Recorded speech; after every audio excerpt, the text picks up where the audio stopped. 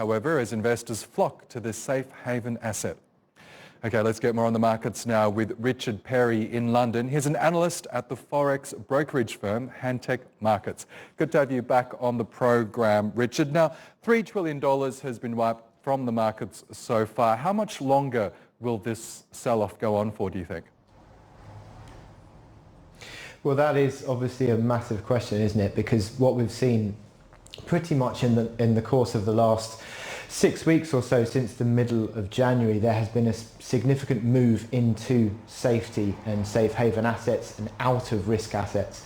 And that has certainly driven the likes of gold higher. Bond yields are at record levels on the 10-year.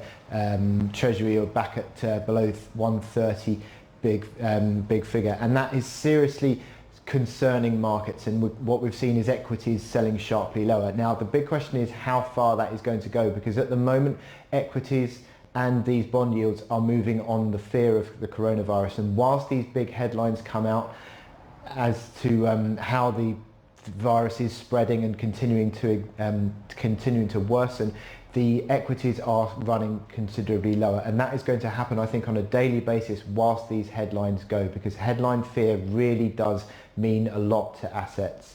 And certainly what we've seen are the downside break on that 130 level on the 10-year was a big moment, I think, for markets. It really did open the way to further losses.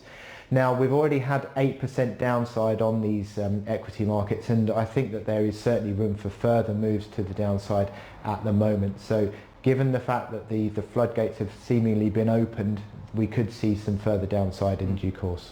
Meanwhile, Donald Trump has held a press conference on the coronavirus. He says the risk to the world's biggest economy is still very low, but that he's prepared to pour the resources into fighting the disease if and when it does reach the US. So how do investors feel about his latest comments on that?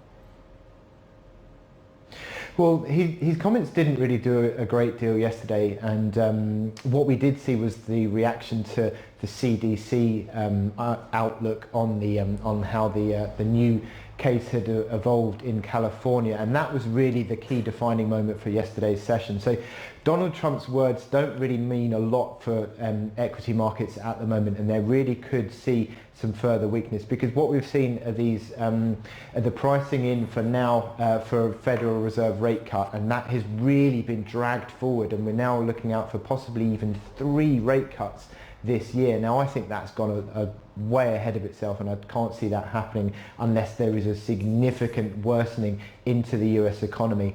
Now the US consumer is going to be key for this, and how the US consumer acts going forward is going to be important, because the US consumer is around about 70% of the economy. Now consumer indicators are still holding up for now, but I think that they are going to be the key indicator to watch in the coming weeks, because they are what the Federal Reserve will be watching. Okay, Richard Perry in London, thanks so much for your analysis.